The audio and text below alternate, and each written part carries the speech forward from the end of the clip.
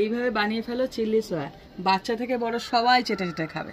যেসব বাচ্চারা বায়না করে না, তাদের জন্য একদম দারুণ একটা রেসিপি আজকে শেয়ার করলাম। নমস্কার বন্ধুরা, আমার চ্যানেলে তোমাদের সবাইকে স্বাগত জানাই।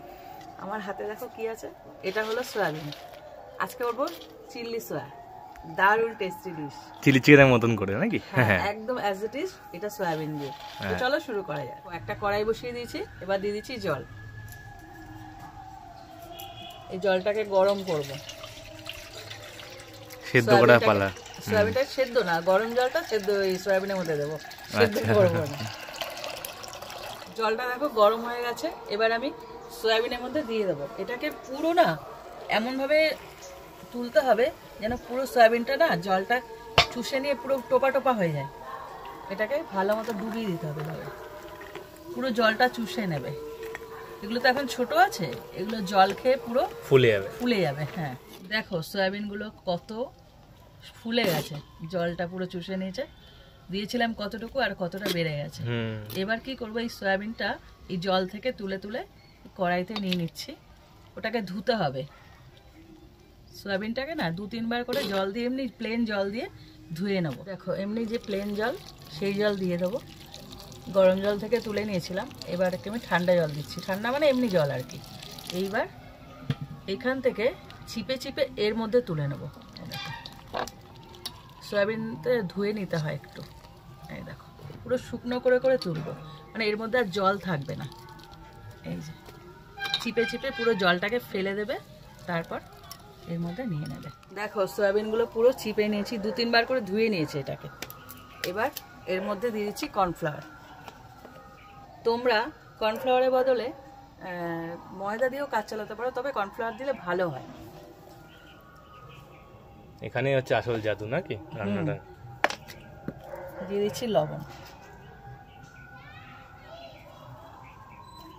আর দিচ্ছি একটু চিলি ফ্লেক্স, আর একটু স্বাদের জন্য গোলমরিচ গুঁড়ো, আর দিয়ে দিচ্ছি একটা ডিম।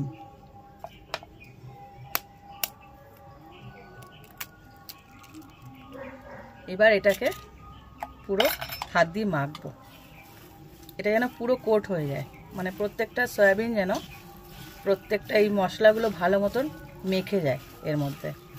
দেখো সমস্ত কিছু কাজ কমপ্লিট হয়ে গেছে, সয়াবিনকে মাখানো হয়ে গেছে সমস্ত কিছু। এবার দিয়েছি তেল, এটা সাদা তেলে করব, তোমরা চেষ্টা করো সাদা তেলে করার। সাধারণত এই ধরনের ডিশ সাদা তেলেই হয়। যে সয়াবিনগুলো আমি তৈরি করলাম, মানে ডিম ওই কর্নফ্লাওয়ার মাখিয়ে, ওগুলোকে ভালো করে ভেজে নেব। তেলটা দেখো পুরোপুরি গরম হয়ে গেছে, এবার সয়াবিনগুলোকে এক এক করে দিয়ে দেবো, পুরো একসাথে ভেজে নেব ভালো করে।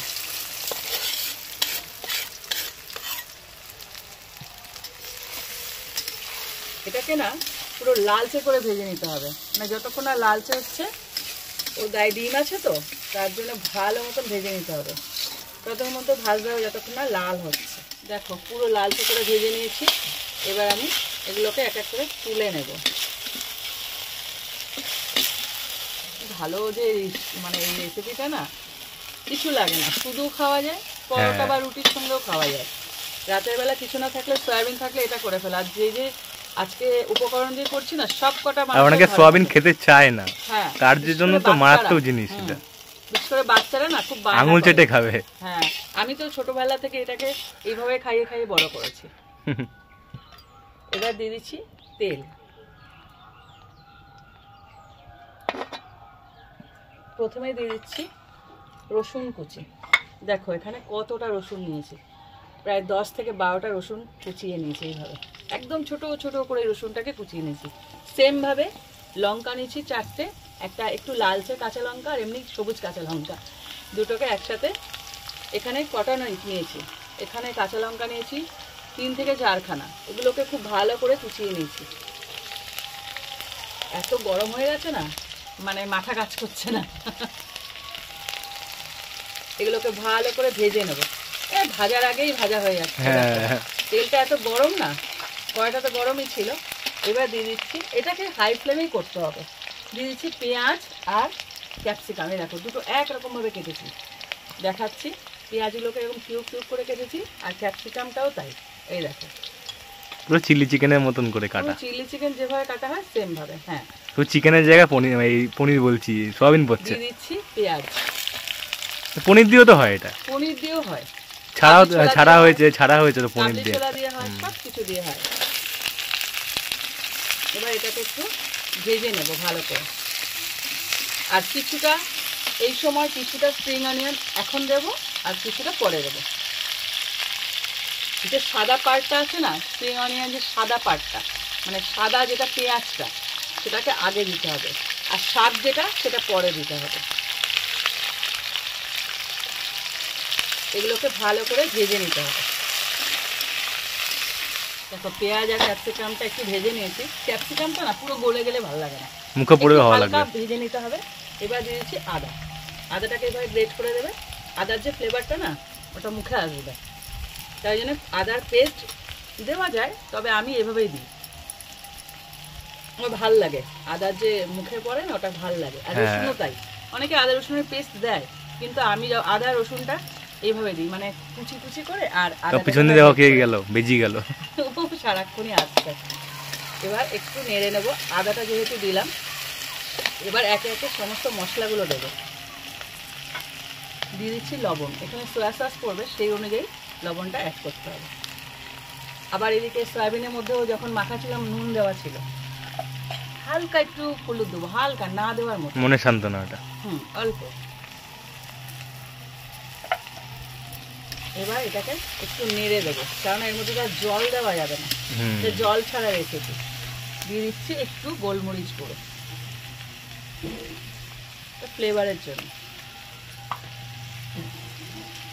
আর দিয়ে দিচ্ছি 2 রকম সস, যেটা ছাড়া এই রেসিপিটা একদম ইনকমপ্লিট। হ্যাঁ, এই সসটা যে পরিমাণ ক্যাপসিকাম আর ওই পেঁয়াজ সয়াবিন নেবে, সেই অনুযায়ী সসটা অ্যাড করবে।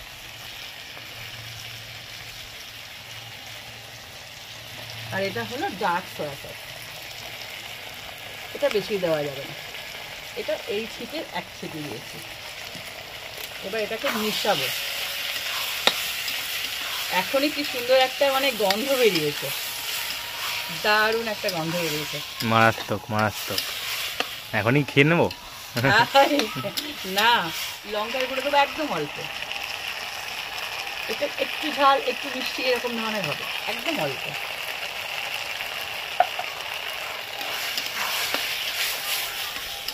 এইবার দিয়ে দেবো সয়াবিনটা।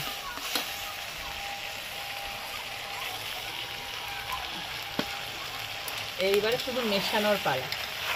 দেখো কি সুন্দর লাগছে, আর গন্ধটাও না দারুণ ছেড়েছে। আমার পাশ থেকে সমানে বেজি যাতায়াত করছে, ভাবো আমরা কোথায় থাকি। মিশিয়ে দিলাম। এইবারে একদম শেষের দিকে এসে গেছে রান্নাটা। স্প্রিং অনিয়নের যে বাকি অংশটা ছিল, সেটা সবুজ ভাগটা এবার এর উপর থেকে ছড়িয়ে দেবো।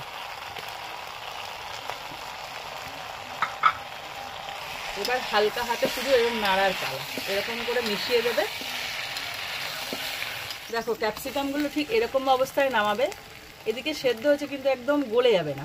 এই দেখো সবুজ রংটাও বর্তমান আছে, আর স্প্রিং অনিয়ন যেগুলো ছড়িয়েছিলাম দেখো সব কটা কালার বর্তমান থাকবে, কিন্তু সেদ্ধ হয়ে যাবে হালকা। তৈরি হয়ে গেল আমার চিলি সয়া। ঠিক এরকম একটা ঘনত্ব হবে, মানে যে টেক্সচারটা এসছে না, এরকমই হবে। তৈরি হয়ে গেল আমার চিলি সয়া। তোমরা বাড়িতে ট্রাই করো, রাতের বেলা বিশেষ করে। সয়াবিন তো সবার ঘরে, হ্যাঁ, একটু পাউডারটা দিয়ে একটা বা দুটো এনে নেবে। আজকে আমি 2টো ক্যাপসিকাম অ্যাড করেছি, একটা বা দুটো নিয়ে আসবে, হয়ে যাবে, এতেই হয়ে যাবে। আর এই স্প্রিং অনিয়নটা অপশনাল, দিলে ভালো হয়, না দিলেও চলবে, ওটা ছাড়াও রেসিপিটা জমে যাবে আমি বলছি। আর সয়াবিন তো ঘরে সবার থাকেই, আর যে 2টো সস দিচ্ছি ও 2টো সবার ঘরে থাকে, হ্যাঁ, যখন তখন বানিয়ে খেতে পারো। আর যেসব বদমাস বাচ্চারা খেতে চায় না, তাদের জন্য সয়াবিন এই প্রসেসে বানাও, আমি বলছি খেয়ে নেবে, লেজ নেড়ে নেড়ে খাবে। আমারটাকে আমি ভেবে বড় করেছি। তো রেসিপিটা ট্রাই করো, ট্রাই করে আমাকে কমেন্ট করো যে কেমন লাগলো। আশা করি ভালো লাগবে, আর ভালো লাগলে একটা লাইক দিও, আর এরকম রেসিপি আরও পেতে আমার চ্যানেলটা সাবস্ক্রাইব করে দিও। তো আজকের মতো টাটা।